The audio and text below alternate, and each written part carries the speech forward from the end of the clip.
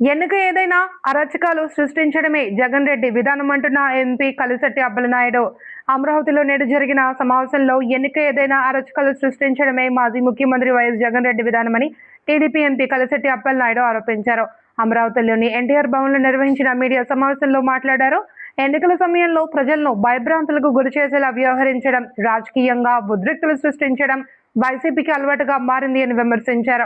ప్రజాస్వామ్య పద్ధతిలో ఎన్నికలు ఎదుర్కోవాల్సిన బాధ్యత ప్రతి రాజకీయ పార్టీపై ఉంటుంది అని, ప్రజలు స్వేచ్ఛగా తమ ఓటు హక్కును ఉపయోగించుకునే వాతావరణాన్ని కల్పించాల్సిన అవసరం ఉంది అని కలిశెట్టి అప్పలనాయుడు పేర్కొన్నారు. వైసీపీ రాజకీయ అరాచకాలకు ప్రజలు తగిన సమాధానం చెబుతారని అన్నారు. ఎన్నికల సమయంలో ఎలాంటి అవాంఛనీయ ఘటనలకు తావు లేకుండా అధికారులు కఠిన చర్యలు తీసుకోవాలి అని ఎంపీ కోరారు. ఎన్టీఆర్ భవన్లో జరిగిన సమావేశంలో విషయాలు చూద్దాం. అందరికీ నమస్కారం. ఈరోజు వైకాపా అధ్యక్షుడు మాజీ ముఖ్యమంత్రి పులివెందుల ఎమ్మెల్యే గారు ఈరోజు ఒక ప్రకటన చేస్తూ వాళ్ళ సమావేశంలో ప్రకటన చేశారు. అది చూసి జగన్మోహన్ రెడ్డి ఎన్నికలంటే ఏ రకంగా భయపడుతున్నాడో స్పష్టమైంది. వారు చెప్తారు, స్థానిక సంస్థ ఎన్నికల్లో మీరు ఏకగ్రీవం ఇచ్చినా సరే, గెలకపోయినా సరే, ఖచ్చితంగా మీకు రానున్న ఎన్నికల్లో మీకు టికెట్ ఇవ్వమని వారు ప్రకటిస్తుంటే, స్థానిక సంస్థల ఎన్నికల్లో ఎలాంటి పరాభవం ఎదురవుతుందో వారికి ముందే అర్థమైంది. జగన్మోహన్ రెడ్డి భయపడుతున్నారు. ఈరోజు జగన్మోహన్ రెడ్డికి నేను మాట చెప్తున్నా. ఆ రోజు మీరు అధికారంలో ఉండగా ఒక జీవోని మీరు పాస్ చేశారు. ఏకగ్రీయాలని ప్రోత్సహించే విధంగా అందరికి కూడా మేము ప్రోత్సహిస్తే ఒక జీవోని పాస్ చేసి ఏకగ్రీయాలైతే చిన్న పంచాయతీకి పెద్ద పంచాయతీలు, మేజర్ పంచాయతీలు అన్నింటిలో కూడా ప్రోత్సహిస్తామని చెప్పేసి ఒక జీవోని కూడా విడుదల చేశారు. అయితే ఆ రోజు సరే ఏకగ్రీయాలు అప్పుడున్న పోలీస్ యంత్రాంగంతో, అప్పుడున్న యంత్రాంగంతో భయభ్రాంతులకు గురి చేసి తెలుగుదేశం పార్టీ అభ్యర్థుల్ని నామినేషన్ వేయకుండా ఎన్నెన్నో సంఘటనలు జరిగాయి. ఆ నామినేషన్ పత్రాలు కూడా చించివేశారు. ఆ సంఘటనలు కూడా మన కళ్ళ ముందు కనిపిస్తున్నాయి. సరే, ఆ రోజు ప్రజామోదం లేకుండా ఏకగ్రీవం చేయించుకొని కనీసం ఆ ప్రకటన కూడా కట్టుబడి లేకుండా కనీసం ఆ పంచాయతీలకు కానీ నిధులకు ఇవ్వలే. ఇదేదో నేను చెప్పిన మాట కాదు. ఆ రోజు ఏకగ్రీవంగా ఎన్నికైన సర్పంచులు, మీ పార్టీ సర్పంచులు కానీ, మేజర్ సర్పంచులు కానీ, మేజర్ పంచాయతీ సర్పంచులు కానీ వారు చెప్తున్న విషయాలు ఇవి. సరే, ఆ రోజు ఎన్నికల్లో ఖచ్చితంగా ఏకగ్రీయాలు అవ్వాలి, ఏకగ్రీవం అయితే తప్ప మేము మీకు ఎమ్మెల్యే సీట్లు ఇవ్వమని చెప్పేసి ఆ రోజు చెప్పిన జగన్మోహన్ రెడ్డి మళ్ళీ ఈరోజు చెప్తున్నాడు, ఈరోజు ఈ ప్రభుత్వంలో కానీ మీరు పోటీ చేయకుండా ఏకగ్రీయాలు ఇస్తే మాత్రం మీరు టికెట్లు రావని. అసలు ఏంటి బేరాలేంటి? ప్రజాస్వామ్యం మీద నీకు నమ్మకం ఉందా? ప్రజాస్వామ్యం నీ చేతుల్లో ఉన్నట్లుగా మాట్లాడే తీరు చూస్తే దీనికి ఒక చట్టం ఉంటుంది. స్థానిక సంస్థలు ఎన్నికలు సీట్లో గెలవాలంటే ప్రజలు నిర్ణయిస్తారు. మొన్నను నీకు ఏ రకంగా ప్రజలు రిజల్ట్ ఇచ్చారో చూశారు. రేపు స్థానిక ఎన్నికల్లో కూడా ఖచ్చితంగా రిజల్టు ఎన్డీఏ కూటమి అభ్యర్థులకి బ్రహ్మాండ మెజార్టీ ఈ ప్రజలు ఇస్తారు. అది జరగబోతుంది. అయితే ఈ లోపున జగన్మోహన్ రెడ్డి ప్రకటన చూస్తే భయపడుతున్న విషయాన్ని స్పష్టమవుతుంది. ఖచ్చితంగా ఏకగ్రీయాల్లో ప్రోత్సహించాలి. అదే సమయంలో దౌర్జన్యాలకి, భయభ్రాంతులకు గురి చేసి నీలాగా ఏ పరిస్థితుల్లో కూడా అది ఎన్డీఏ కూటమి చేయదు. ప్రజాస్వామ్యబద్ధంగా ప్రజలు తీర్పు ప్రకారంగా జరుగుతుంది.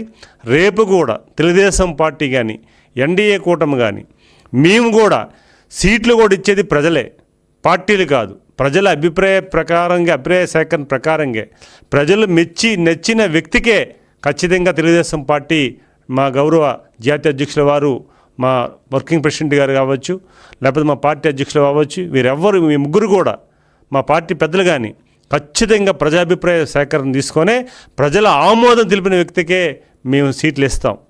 అదే సమయంలో ప్రజలు కూడా ఖచ్చితంగా ప్రజాసేవకు అంకితమైన ఎన్డీఏ కూటమి అభ్యర్థుల్ని గెలిపించడానికి సిద్ధంగా ఉన్నారు.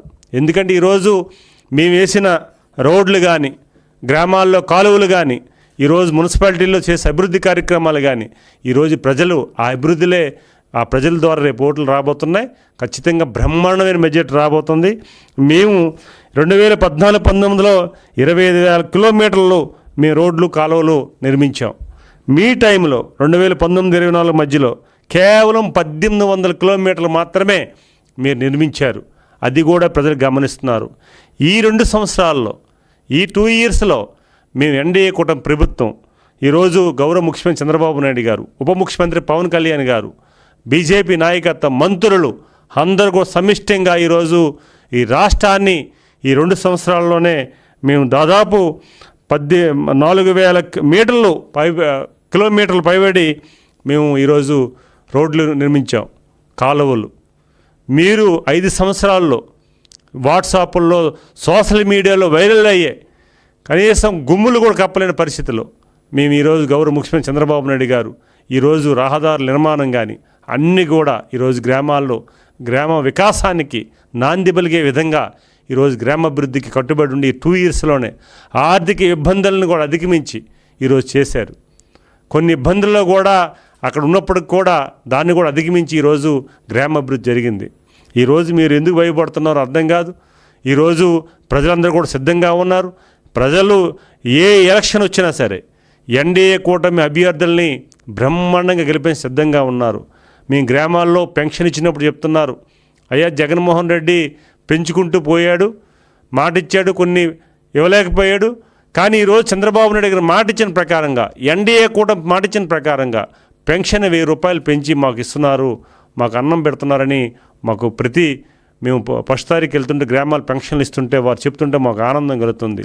గ్రామాల్లో ఈరోజు రోడ్లు, శిథిలావస్థ చేర్పిన రోడ్లు, కాలువలు అన్నీ కూడా చేస్తుంటే వారందరూ కూడా మాకు గ్రామాలు వెళ్తున్న స్వాగతం పలుకుతున్నారు, బ్రహ్మరథం పడుతున్నారు. అదే మాకు ఒక కాన్ఫిడెన్స్.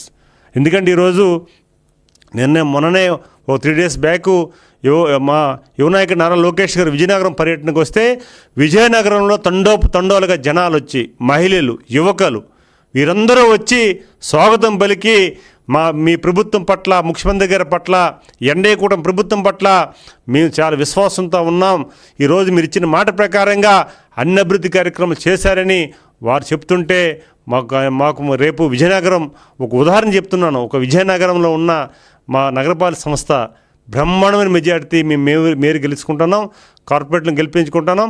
ఖచ్చితంగా అన్ని స్థానాలు కూడా ఈరోజు అందరం కూడా ఈరోజు ప్రజలందరూ కూడా ఎదురు చూస్తున్నారు. మా కష్టానికి ప్రతిఫలంగా ఓటు రూపంగా ఇవ్వడానికి ప్రజలు సిద్ధంగా ఉన్న విషయాన్ని కూడా మేము మీ దృష్టిలో పెడుతున్నాం. జగన్మోహన్ రెడ్డి తెలుసుకోవాల్సిన విషయం ఒకటి ఉంది.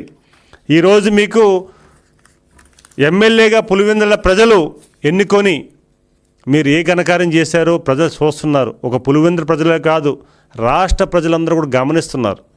ఈరోజు అసెంబ్లీకి వెళ్ళకుండా ఒక పక్క అసెంబ్లీ జరుగుతుంటే మరో పక్క కూర్చొని అక్కడ ఈరోజు తాడేపల్లి ప్యాలెస్లో మీ ప్రెస్ మీట్లు చూస్తున్నారు, మీ ప్రెస్ మీట్లో అభియోగాలు చూస్తున్నారు. ఈరోజు ప్రభుత్వం పట్ల మీరు ఏ రకంగా మాట్లాడుతున్నారో అది కూడా గమనిస్తున్నారు. ఈరోజు గౌరవ ముఖ్యమంత్రి చంద్రబాబు నాయుడు గారి పట్ల దేశం మొత్తం, ప్రపంచం మొత్తం ఒక నెంబర్ 1 స్థానంలో ఈరోజు ఒక సీనియర్ ముఖ్యమంత్రిని పట్టుకొని అన్పార్లమెంట్లు మాడుతున్న విషయాన్ని కూడా ప్రజలు గమనిస్తున్నారు. ఈరోజు జగన్మోహన్ రెడ్డి చూస్తున్నారు. బెంగళూరుకు ఫుల్ టైం, తాడేపల్లి ప్యాలెస్కి పార్ట్ టైంకి వచ్చిన జగన్మోహన్ రెడ్డి చెప్తున్నాడు ఈరోజు స్థానిక సంస్థలు. మీకేం తెలుస్తుంది? ఈ రాష్ట్రంలో మీరు ఉంటాయి కదా ఈ 2 సంవత్సరాల్లో. ఈరోజు రాష్ట్రంలో ఏం స్వర్ణయుగం జరుగుతుందో మీరు చూస్తున్నారా? ప్రజలు ఈరోజు హర్షిస్తున్నారు, గౌరవిస్తున్నారు. ఎక్కడికి వెళ్ళా మా నాయకుడు కానీ, మా ఉప ముఖ్యమంత్రి గారు కానీ, లేకపోతే మా ఐటీ శాఖ మంత్రి గారు కానీ, మా మంత్రులు కానీ, మేము కానీ గ్రామాలు వెళ్తుంటే బ్రహ్మాండంగా వారు స్వాగతం పలుకుతున్నారు. అలాంటి సందర్భాలు కూడా ఈరోజు చూడకుండా ఈరోజు బెంగళూరులో మకామేసి ఈరోజు తాడేపల్లి ప్యాలెస్కి చుట్టం సూపుగా వచ్చి ఏదో 4 విషయాలు మాట్లాడి ఇబ్బంది కలిగించే సమస్యలు కూడా సృష్టించే పరిస్థితి కూడా ఉందని జగన్మోహన్ రెడ్డి తెలియజేసుకుంటూ, ఖచ్చితంగా ఈరోజు మీనాటి సంస్కృతిని మేము ఎట్టి పరిస్థితుల్లో కూడా చేయమని, మా నాయకుడు అలాంటి